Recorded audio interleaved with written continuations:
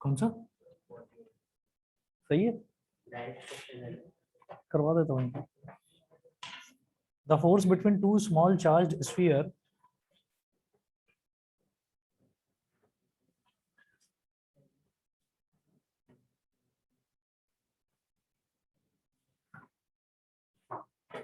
the force between two small charged sphere having charges, two small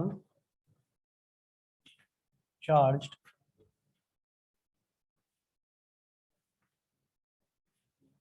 the force between two small charged spheres having charges,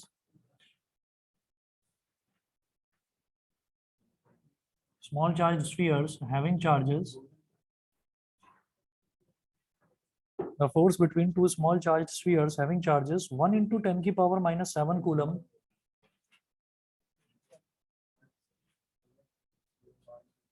1 into 10 की power minus 7 coulomb and 2 into 10 की power minus 7 coulomb,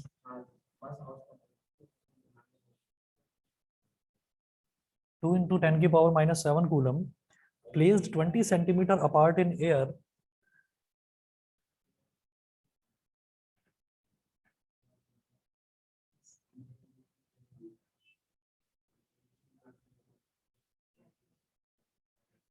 placed 20 centimeter apart in air is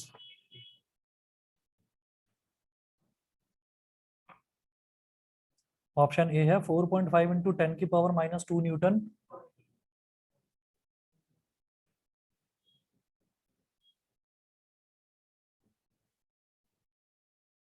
option B है 4.5 into 10 की power minus 3 newton,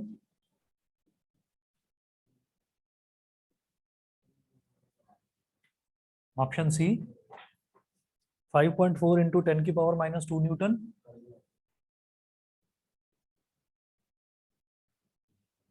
option D 5.4 into 10 की power minus 3 Newton.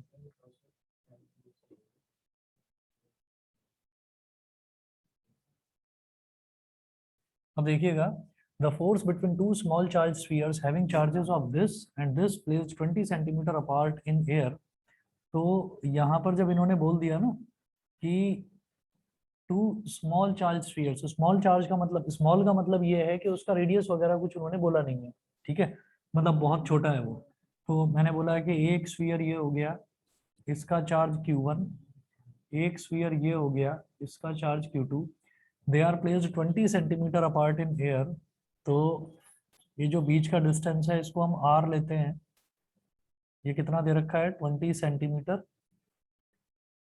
अच्छा, F कितना हो जाएगा 1/4 pi epsilon not, क्योंकि एयर की बात कर रहे हैं तो 1/4 पाई एप्सिलॉन नॉट, ये हो जाएगा 9 इंटू 10 की power 9 multiplied by Q1 Q2 upon R square. तो ये हो गया 9 इंटू 10 की पावर 9 मल्टीप्लाइड बाई Q1 कितना है 1 इंटू 10 की power minus 7 multiplied by Q2 कितना है 2 इंटू 10 की power minus 7 upon R square. R कितना है 20। तो 20 का मतलब क्या हो गया कि जब हम इसका स्क्वायर करेंगे तो 20/100, 20/100 का स्क्वायर ये हो गया। तो ये बन जाएगा बेटा, देखिए 9 इंटू 1 इंटू 2, तो ये 18 हो गया। 10 की पावर -7 10 की पावर क्या हो गया -14, और ये हो गया 9 -14 हो गया 10 की पावर -5 अपॉन अपॉन 20 का स्क्वायर कितना हो गया 400, और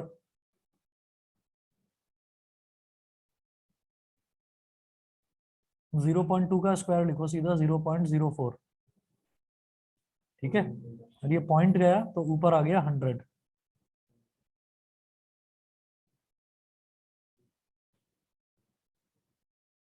तो ये हो गया 18/4 इंटू 10 की पावर -3, -5 + 2 -3 हो गया, 4 4 16, और 18 - 16 2 हो गया 4.5 इंटू 10 की पावर -3, यानी कि ऑप्शन नंबर बी 4.5 इंटू 10 की पावर -3 न्यूटन, ठीक है। अच्छा, इसके बाद क्वेश्चन नंबर 42 देखिएगा। 42 में है the nucleus of helium atom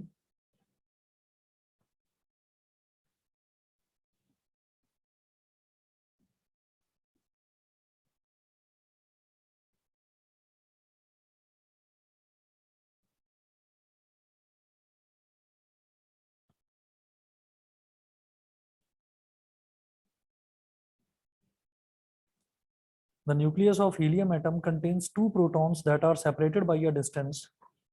Helium atom contains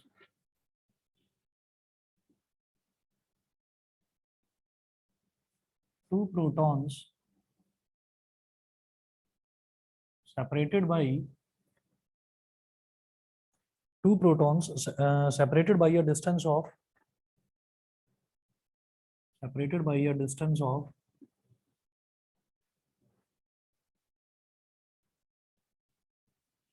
3 into 10 की power minus 15 metre.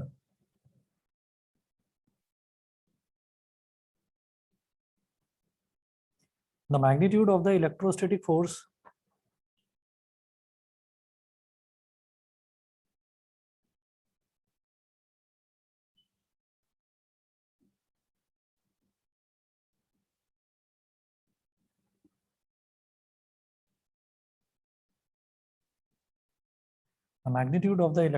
force that each proton exerts on the other is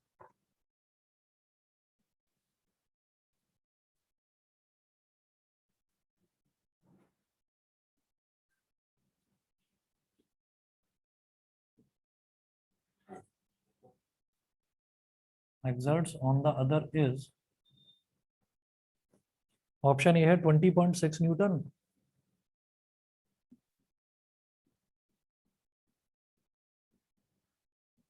option B है 25.6 न्यूटन.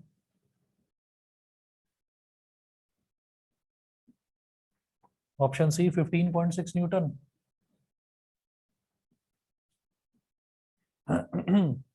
और ऑप्शन डी है 12.6 न्यूटन.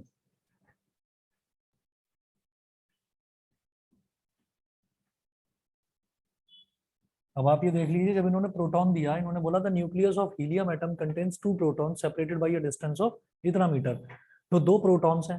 प्रोटॉन पर चार्ज कितना होता है? वही जो इलेक्ट्रॉन पर है, 1.6 इंटू 10 की पावर माइनस 19. दो प्रोटॉन्स हैं तो दोनों पर चार्ज तो सेम हो गया. तो हम क्या कहेंगे कि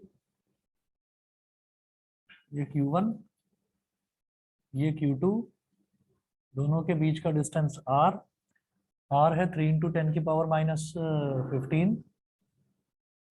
तो फोर्स है 1/4 pi epsilon not Q1 Q2 upon R square.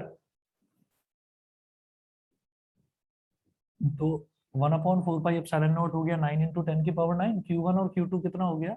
1.6 into 10 की पावर माइनस 19. Q2 भी सेम है क्योंकि दोनों प्रोटॉन्स हैं, तो 1.6 इंटू 10 की पावर माइनस 19. बता रहा हूँ, इसका आंसर है ऑप्शन बी. बी है 25.6 और अपॉन R स्क्वायर, तो 3 इंटू 10 की पावर माइनस 15 का स्क्वायर. तो 9 इंटू 10 की पावर 9 इंटू 16 कितना होता है? 256. तो ये हो गया 2.56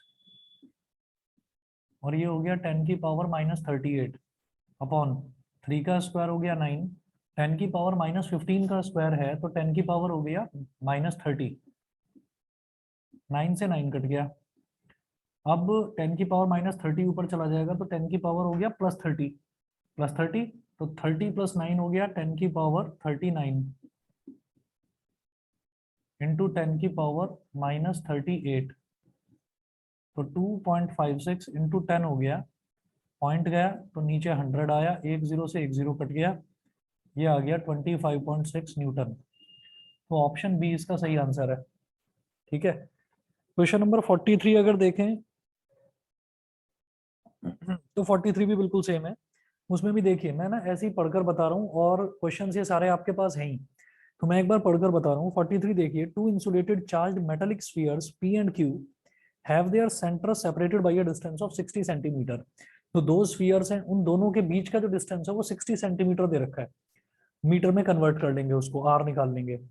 the radii of P and Q are negligible compare to the distance of separation, तो वो इतने छोटे हैं कि उनका रेडियस हमको अकाउंट में नहीं लेना, रेडियस उसका नहीं लेना है, दोनों बहुत छोटे हैं, जैसा कि इस क्वेश्चन में था।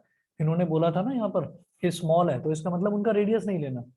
हाँ, अगर उनका रेडियस भी लेना होता तो रेडियस दोनों में जुड़ता, रेडियस दोनों में जुड़ता। फॉर एग्जाम्पल अगर किसी क्वेश्चन में दे रखा है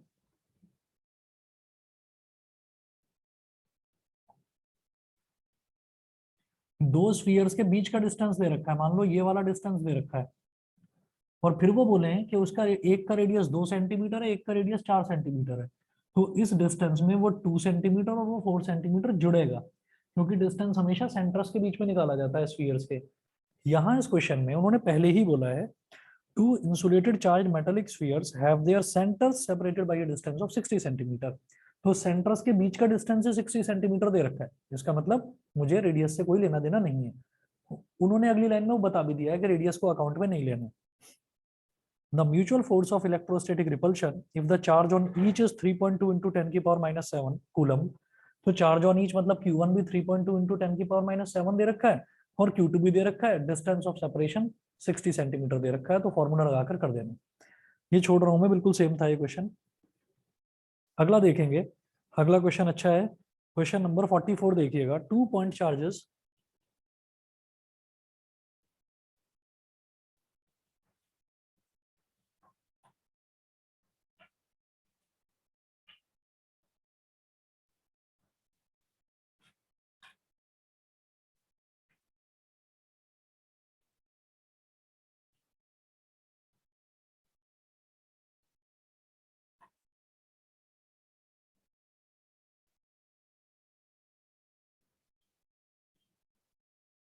क्वेश्चन 44 देखिए। 2 पॉइंट चार्जेस ऑफ +3 माइक्रोकूलम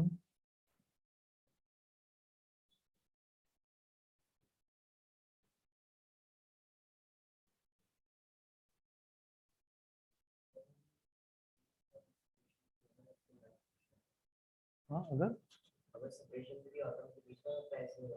हाँ तो भी ऐसे ही हो जाता, क्योंकि रेडियस उसका लेना ही नहीं है हमको, रेडियस उन्होंने बोला है कि नेग्लिजिबल है। उन दोनों के बीच का सेपरेशन, सेंटर्स के बीच का सेपरेशन नहीं, अगर दोनों के बीच का सेपरेशन भी दे रखा होता ना इस क्वेश्चन में तो भी ऐसे हो जाता, क्योंकि उन्होंने बोला उसका रेडियस ही नेग्लिजिबल है। अच्छा ये मैंने अभी पढ़ा नहीं पूरा।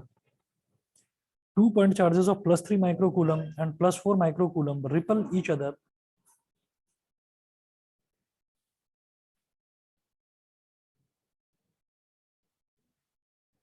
repel each other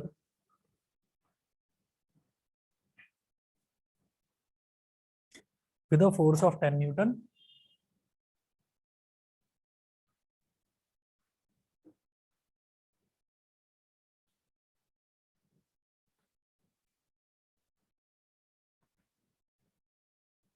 with a force of 10 Newton full stop if each is given an additional charge of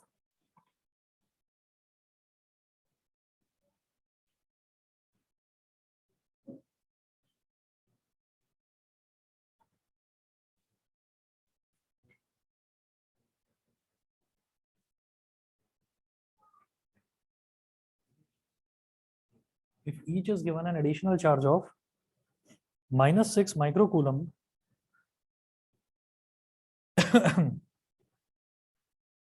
-6 microcoulomb, the new force is comma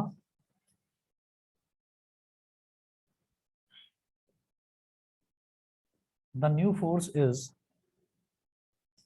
option A है, ये ऑप्शंस दे रखे हैं 2, 4, 5 और 7.5।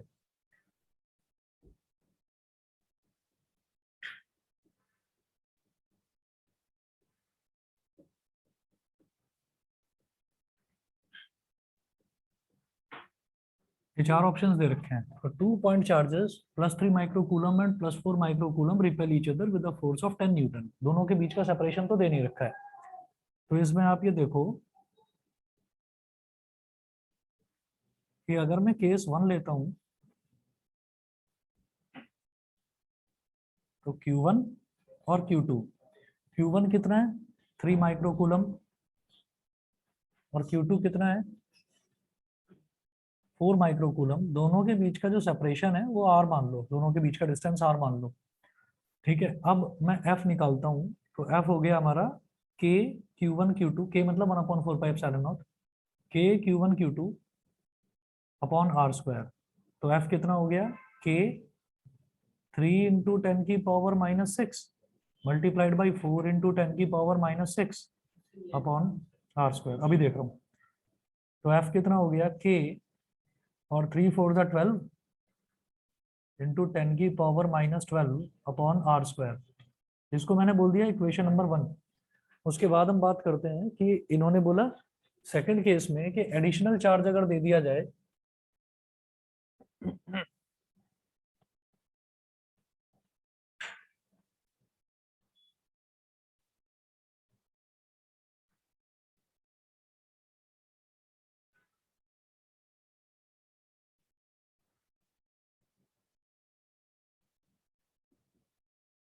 केस सेकंड में क्या है, फिर उसको 3 माइक्रोकूलम वाले को एक एडिशनल चार्ज दे दिया गया, तो 3 था और प्लस -6, उसमें -6 माइक्रोकूलम और ऐड कर दिया गया, तो ये कितना हो जाएगा, -3 माइक्रोकूलम। और इसी तरह से Q2 की बात करें तो उसको भी -6 दे दिया गया, तो +4 4 प्लस -6,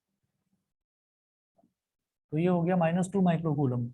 अब यहाँ पर मैं ये कहूँगा ये Q1 डैश है और ये Q2 डैश है, और इसी तरह से मैं F डैश निकालूंगा, तो K में तो कोई चेंज होगा नहीं, K तो हमारा कांस्टेंट है, तो K Q1 dash Q2 dash upon ना डिस्टेंस में कोई चेंज है R स्क्वायर, तो K इंटू Q1 डैश कितना है, -3 माइक्रोकूलम, तो -3 into 10⁻⁻6 multiplied by Q2 dash -2 microcoulomb, तो -2 इंटू 10⁻⁻6 अपॉन R स्क्वायर, तो -3 -2 हो गया 6, 6 इंटू 10⁻⁻12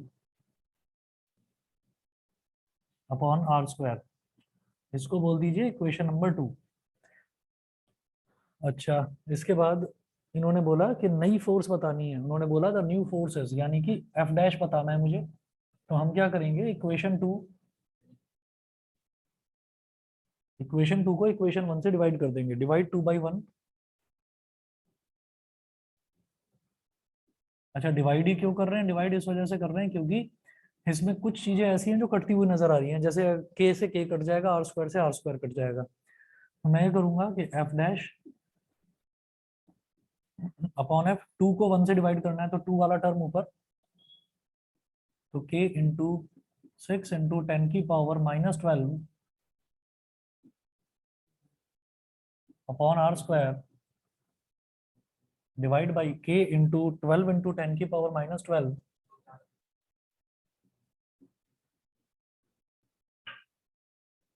अपॉन r स्क्वायर।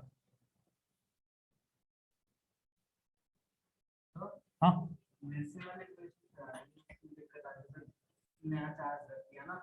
अच्छा, 2 के बीच में नया चार्ज रख देते हैं, चलो अभी कराता हूँ, अभी करवाता हूँ। F डैश अपॉन F है, तो F dash as it is, और F की वैल्यू इन्होंने दे रखी है कितनी, 10 newton, is equal to k into 6 into 10⁻⁻12 upon r square multiplied by इसका reciprocal r square upon k into 12 into 10⁻⁻12। 10⁻⁻12 से 10⁻⁻12 कैंसिल, r स्क्वायर से r स्क्वायर कैंसिल, k से k कैंसिल, 6 1 जा 6, 6 2 जा 12। यहाँ कुछ भी नहीं बचा, न्यूमरेटर में 1, डिनोमिनेटर में 2, 2 1 जा 2, 2 5 जा 10। अब ये 5 इधर चला जाएगा, तो F डैश हो गया 5 न्यूटन। ठीक है, ऑप्शन सी है इसका, सी ही आया होगा सबका, है ना, ऑप्शन सी है। उसके बाद तुम बोल रहे हो जिसमें वो, हाँ 5 ही तो है।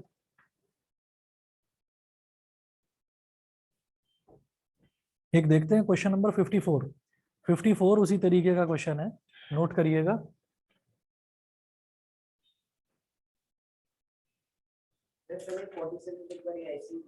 फोर्टी सेवन देख रहा हूँ।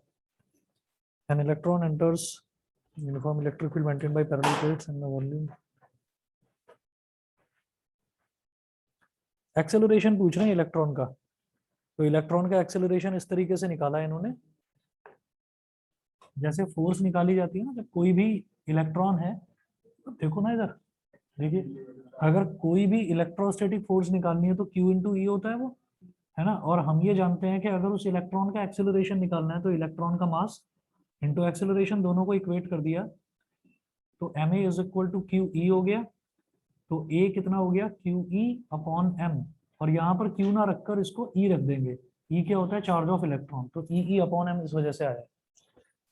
ये आपका ऑप्शन ए है इसका, ठीक है। चलो आगे, क्वेश्चन नंबर 54 देखेंगे, मैं ये मिटा रहा हूँ।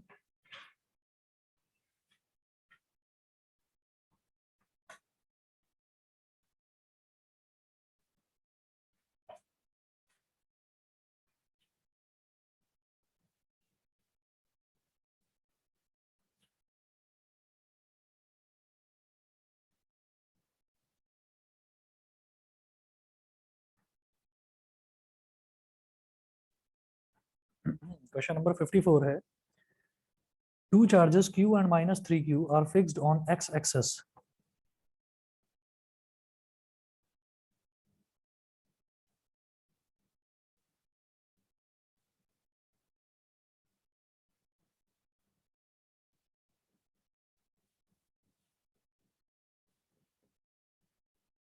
Two charges q and minus q are fixed on x-axis, separated by distance small d.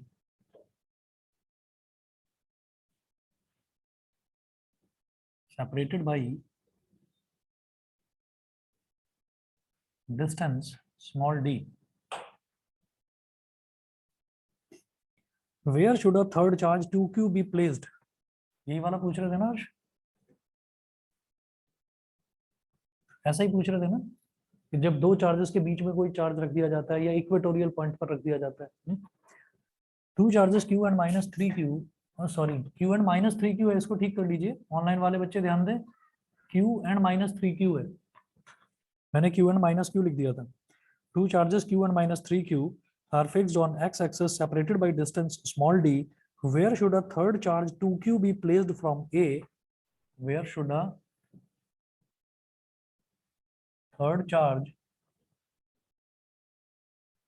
2q be placed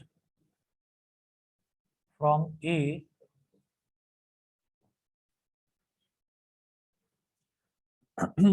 such that it will not experience it will not experience any force?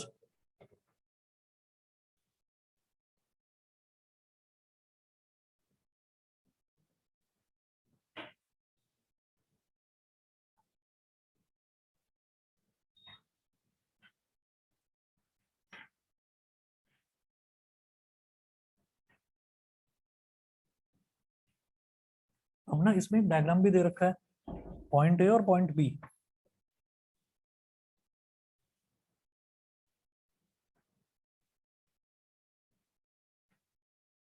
Point A और point B है। Point A पर जो charge है वो है small q, और point B पर जो चार्ज है वो है -3q, और are fixed on X axis separated by a distance small d। इन दोनों के बीच का जो डिस्टेंस है वो है स्मॉल d। अब उन्होंने बोला where should a third charge 2q be placed from a, तो a से मान लीजिए हमने यहाँ पर c पॉइंट पर एक चार्ज रख दिया है 2q, वो ये डिस्टेंस पूछ रहे हैं a से c तक का, उस डिस्टेंस को आप स्मॉल x मान लो, तो आप समझ गए होंगे ये वाला डिस्टेंस कितना हो गया, d माइनस एक्स।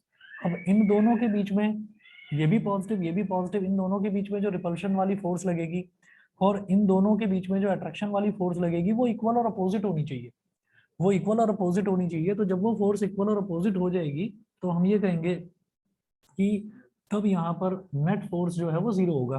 तो इन दोनों के बीच का फोर्स निकालो, इन दोनों के बीच का फोर्स निकालो, दोनों को इक्वल रख दो, ठीक है, इक्वल एंड अपोजिट होनी चाहिए, ठीक है। मतलब कुल मिलाकर ये चार्ज कहीं मूव ना करे, ये चार्ज कहीं पर भी मूव ना करे, ये चार्ज यहीं पर रहे।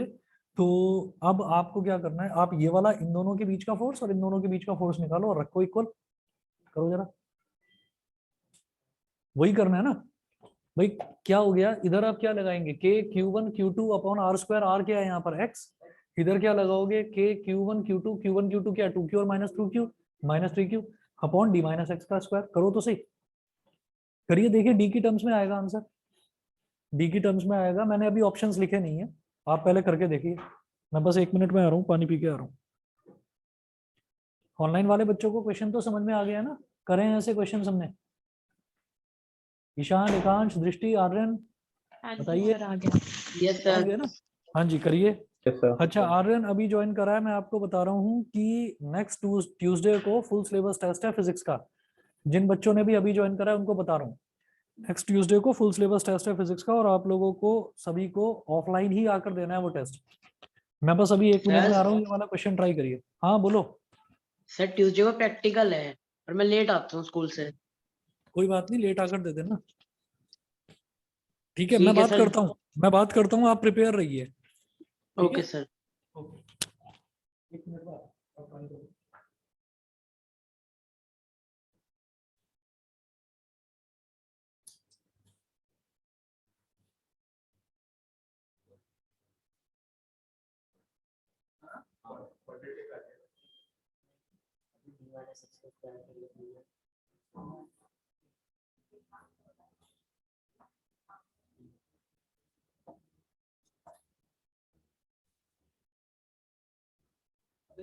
नहीं लगाएंगे क्या?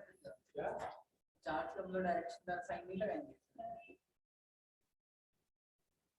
डायरेक्शन इसलिए हमें एक नेगेटिव चार्ज है तो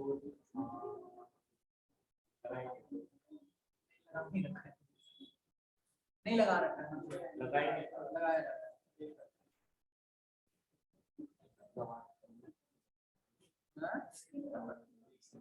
रखा है ना,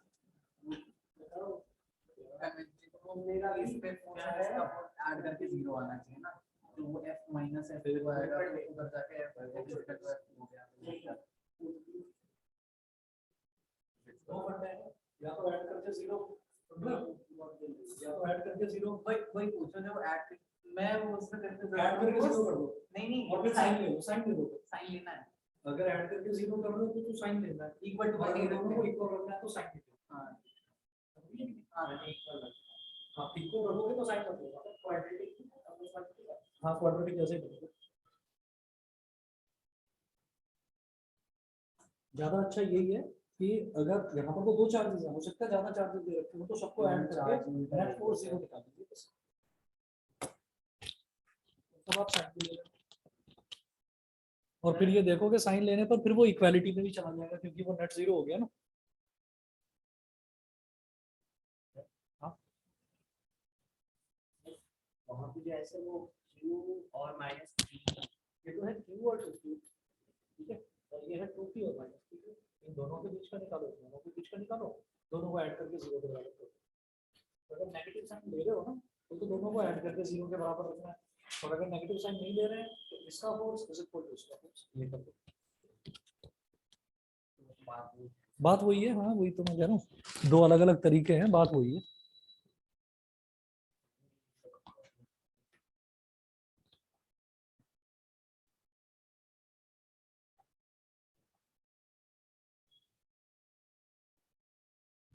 सर स्क्वायरिंग के आगे सॉल्व नहीं हो रहा। अभी बता रहा हूँ, अभी बता रहा हूँ, देख रहा हूँ।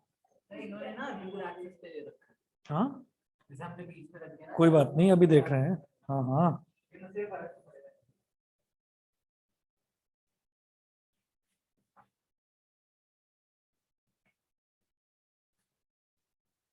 क्वाड्रेटिक फार्मूला से भी नहीं हो रहा क्या?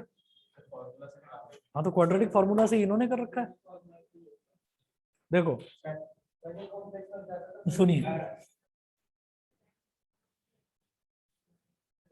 हम ये कहेंगे कि ए और सी के बीच का फोर्स एफ ए सी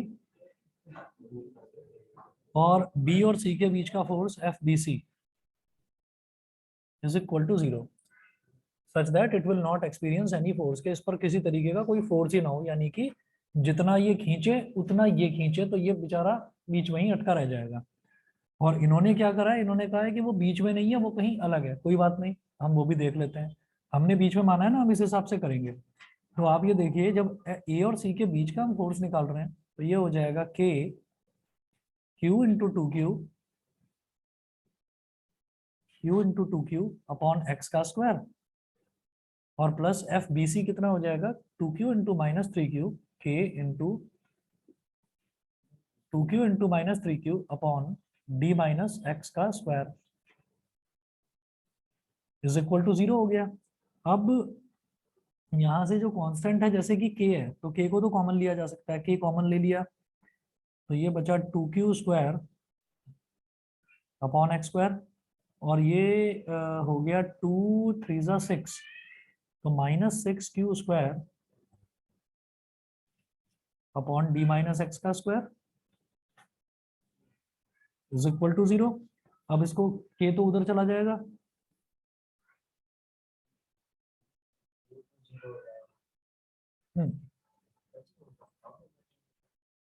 कर तो रहा हूँ।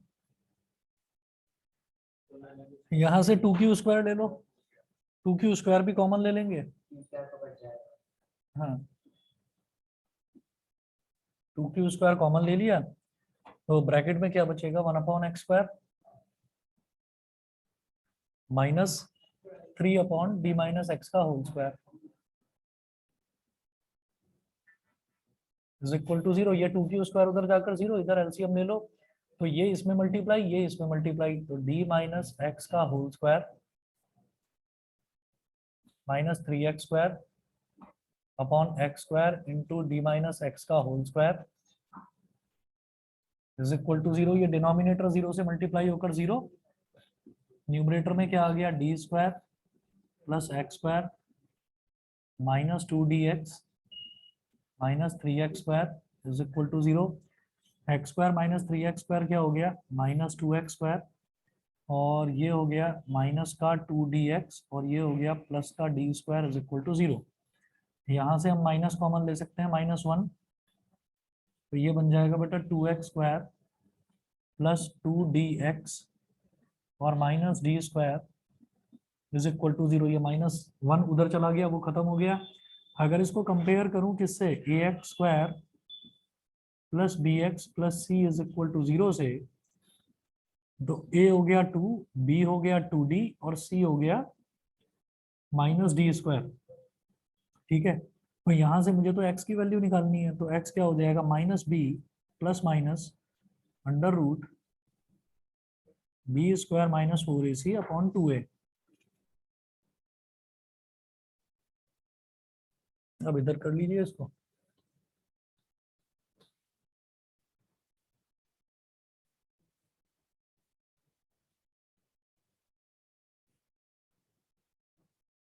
तो x is equal to minus B कितना है 2d तो माइनस 2d और plus minus under root B square कितना 2d का square minus 4ac 4 into 2 into minus D square upon 2a तो यानी कि 2 into 2 X is equal to minus 2d plus minus under root 4d square और minus minus plus हो गया 4 to 8 plus 8d square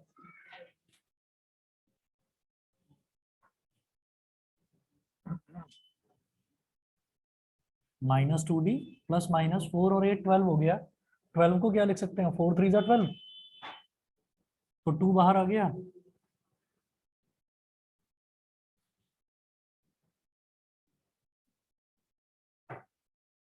ये समझ में आ गया कि नहीं क्या हुआ। अब इसके बाद हम क्या कर सकते हैं यहाँ से 2 निकाल लीजिए कॉमन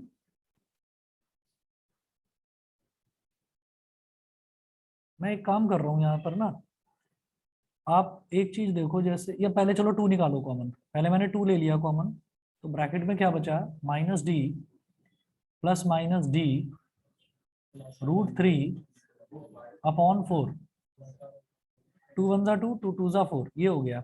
अब देखिएगा दो ऑप्शंस हो सकते हैं एक तो माइनस डी रूट 3 अपॉन 2 और एक हो सकता है plus D, sorry minus D plus d√3 upon 2। ठीक, तो आप खुद सोच लीजिए कि x जो है वो क्या हो सकता है, x की वैल्यू निकालनी है ना मुझे, तो दोनों के बीच में डिस्टेंस जो है वो d है। तो मेरे हिसाब से ये माइनस डी वाला तो नहीं हो सकता। जब आप देखेंगे माइनस डी और माइनस d√3 है, तो इसमें आप ये देखना कि वो जो डिस्टेंस है वो नेगेटिव में हो जाएगा। नेगेटिव का मतलब क्या है कि हमारा x इस तरफ लाई करेगा। ठीक, तो और इसमें क्या होगा, d√3 का मतलब क्या है, हम इसको ये कह सकते हैं कि मैंने यहाँ से अगर d कॉमन भी ले लिया ना, तो ब्रैकेट में क्या बचेगा, -1 प्लस √3 अपॉन 2। और आप ये समझ ही गए होंगे कि ये एक पॉजिटिव टर्म है। √3 क्या होता है, 1.732 और -1 तो 0.73 positive term upon 2 positive term, तो ये पॉजिटिव एक टर्म, एक पॉजिटिव टर्म आ जाएगी। तो इसका मतलब क्या है कि ये वाला जो है ये ऑप्शन मेरे को ठीक लग रहा है। ये भी ठीक है क्योंकि नेगेटिव आ रहा है। नेगेटिव का मतलब क्या है कि हमारा जो चार्ज है उसको मैं लेफ्ट साइड में रख सकता हूँ। ठीक है, तो नेगेटिव का मतलब ये है। पर मैं ये देखूंगा कि मुझे ऑप्शंस क्या क्या दे रखे हैं। तो ऑप्शंस देखते हैं जरा आप, इसके ऑप्शंस देखेंगे। ऑप्शन ए है d-√3/2,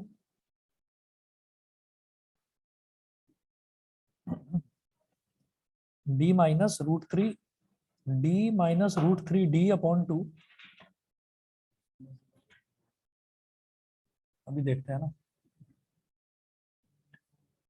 ऑप्शन बी है d+√3d/2।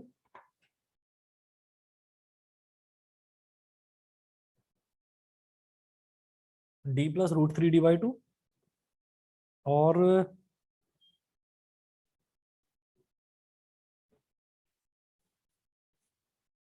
ठीक है, ऑप्शन सी है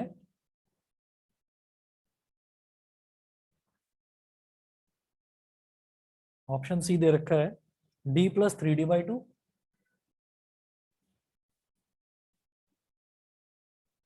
और ऑप्शन डी है d-3d/2। तो आप ये देखिए सी और डी तो बिल्कुल ही गलत है। ये तो नहीं हो सकता, सी भी नहीं है और डी भी नहीं है। ठीक है, अच्छा, जो मिलता जुलता लग रहा है वो, जैसे यहाँ पर मान लीजिए नेगेटिव साइन कॉमन ले लिया जाए तो d plus minus negative sign अगर हटा दिया जाए तो d+√3d/2 हो जाएगा। यानी कि ऑप्शन बी ठीक लग रहा है और ऑप्शन बी ही ठीक है। क्या है कि हमारा तो बिल्कुल ठीक है, हमारा तो बिल्कुल ठीक है, लेकिन इन्होंने क्या करा है, इन्होंने हमको फिगर तो ये दे रखी है, इन्होंने फिगर तो ये दे रखी है और जो सॉल्यूशन करा है, फिगर में तो ए इधर और बी इधर दे रखा है और सॉल्यूशन में ए इधर और बी इधर दे रखा है। तो अगर ए इधर और बी इधर हो जाएगा तो ऑब्वियस सी बात है, अगर नेगेटिव आ रहा है ना, अगर ये नेगेटिव आ रहा है सर नहीं, सोल्यूशन में उन्होंने पॉइंट पी उन्होंने एक ही तरफ ले रखा है। हाँ चलो ठीक है, कोई बात नहीं, कोई बात नहीं। तो जो 2Q है ना, चलिए सुनिए, मैं गलत समझा, लेकिन फिर भी हमारा सॉल्यूशन देखिए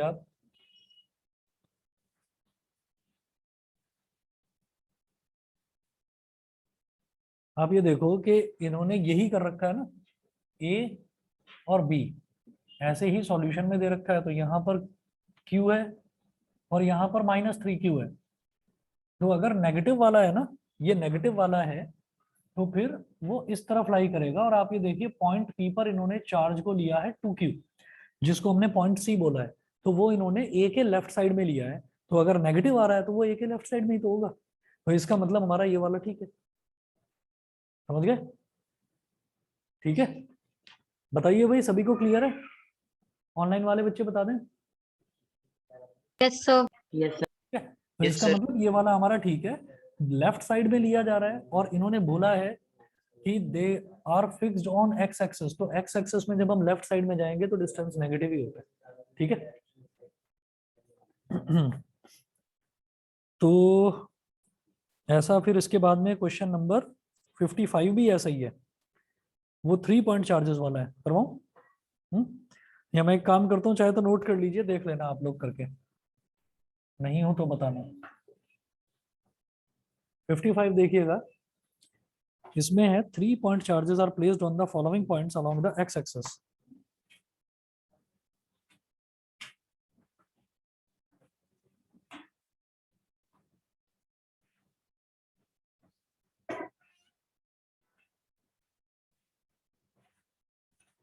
Three point charges are placed on the following points along the x-axis.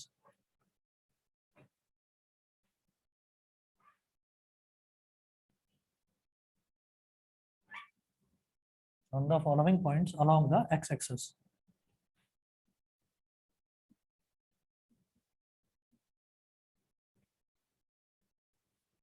4 microcoulomb at x is equal to 0.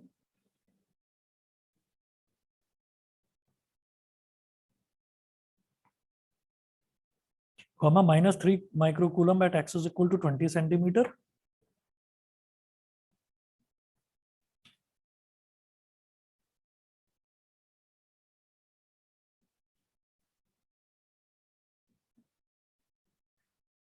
और फिर है -5 microcoulomb at x is equal to 40 centimeter.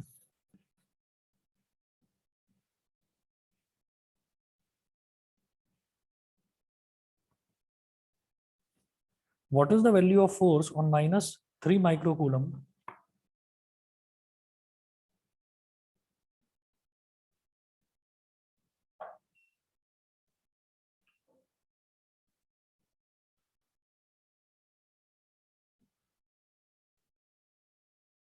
Bracket में लिखा हुआ है अप्रोक्सीमेटली। तो ऑप्शंस क्या क्या दे रखे हैं देखिएगा। ऑप्शन ए है 6435,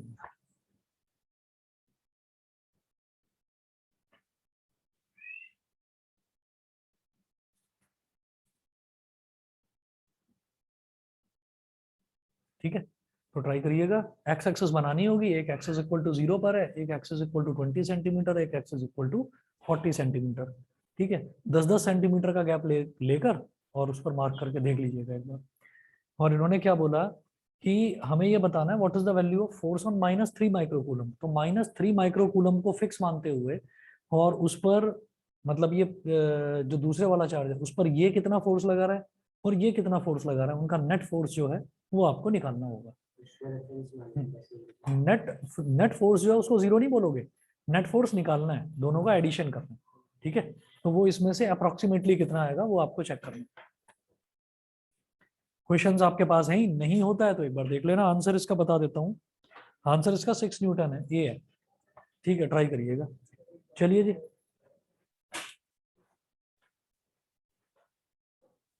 थैंक यू।